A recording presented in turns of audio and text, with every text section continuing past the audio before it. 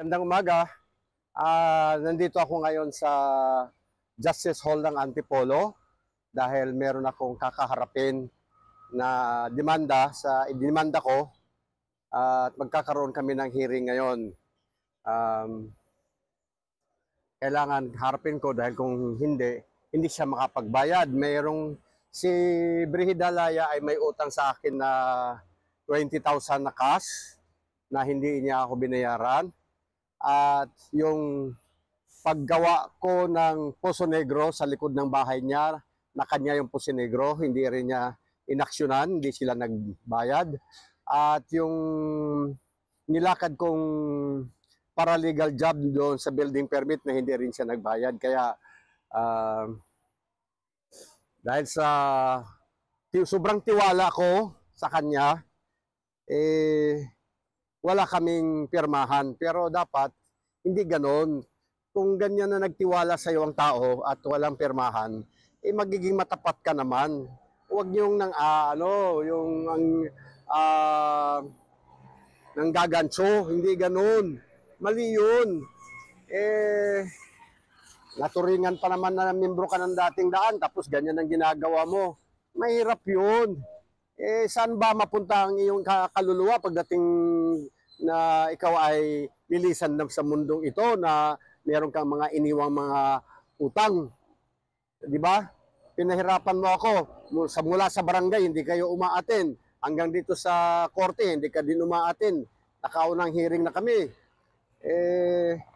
Titingnan ko sa dahil mayroon akong demanda sa kanyang 2 criminal case at 2 civil case. Bahala siya. Ang buhay ay meron tayong buhay sa kabilang buhay. There is a life after death. Paano 'yun? May utang ka, hindi ka nagbabayad, labag yan sa doktrinang tinanggap mo. Hindi ganon. Tsaka may sakit ako.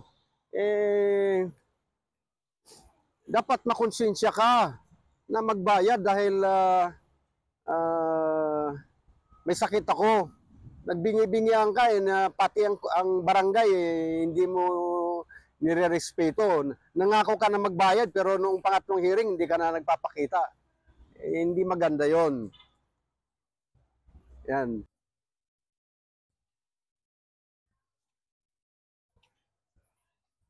Oh. Ayan. Sa barangay pa lang sana inayos mo na yung problema mo. Yan, nandito na tayo sa Justice Hall. Ang turo ni Brother Eli na naririnig ko sa Bible exposition, kapag ikaw ay isinuplong, dapat along the way ayusin mo na yung kinasangkutan mo na problema. Pinabayaan mo Tapos ito pang ginawa ninyo sa akin. Hindi na nga kayo nagbabayad, nagutos ka pa ng taong susugurin ako sa harapan ng bahay ko at pagbiwikaan ako ng hindi maganda. Mali naman ginagawa ninyo, nang aapi kayo Membro pa naman kayo ng dating daan. Okay, magandang hapon po sa inyo. Ako po ay nandito sa opisina ng Justice Hall ng Antipolo. At mangyari, hindi nagpakita si Marcelino Laya Jr. at si Brihida Laya at si Ronilo Laya sa mediation namin.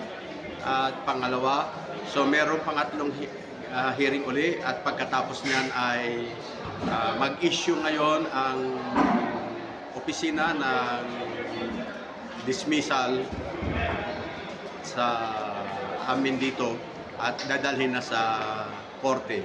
Ang masabi ko lang, alam mo, nagpahiram ako ng 20,000 sa iyo, Mrs. Laya. Sa sobrang tiwala ko sa iyo, ang alam ko, magbabayad ka dahil hindi ka naman manloloko. Kaya pinautang kita. Hindi ko alam na bakit ayaw mo akong bayaran. Hindi ko rin alam ang laman ng puso mo na hindi ka magbabayad. Kasi kung alam ko lang na hindi ka magbabayad, di sana hindi kita pinahiram. Ngayon, yung paggawa ng Poso Negro ninyo, si Ronelo ang may-ari ng bahay at ikaw nakarehistro at ikaw naman din ang original ng may-ari doon. Kaya po sinama si Ronelo sa pagdemanda. At dapat, hindi ko na nga sana kayo sisingilin. Lahat yun, hindi ko na kayo sisingilin. Pero ang ginawa ninyo, inutusan ninyo si Dondon o si Marcelino Laya na sugurin ako sa tabi ng bahay ko. Grabe naman, hindi maganda yung inyong ginagawa sa akin. Miyembro pa naman kayo ng dating daan. Ano ba nangyari sa inyo? Wala na ba kayong natutunan sa mga doktrina ni Brother Eli? Hindi, alam mo, okay lang naman yun na gagawin ninyo sa akin yun. Pero mayroon namang buhay ang tao sa kabilang buhay. Paano yun? Dito pa lang nanglalamang kayo. Paano pag napunta kayo sa langit? Hindi na kayo pwedeng maglamang. Tandaan ninyo yan. Huwag nyo akong ganyanin. Kasi may sakit ako. Membro pa naman kayo ng dating daan. Bakit kayo ganyan? Anong bang nangyari sa inyo? Kaya ako gumawa ng YouTube dahil nga hindi nga kayo nagpapakita. Oo, bawal mag-file ng demanda, pero sabi ng mga kasamahan natin na nakasalalay ang aking kalusugan doon sa Poso Negro na mabaho ang tae na lumalabas. Diba? Ngayon, ang sabi mo sa akin, wag nyo na kayong ididemanda dahil napapahiya kayo. Anong ginawa ninyo? Kaya ako kayo dinimanda dahil nga para ipahiya ko kayo. Di ba? Sige, sa sunod na hearing, pag hindi pa rin kayo magpakita,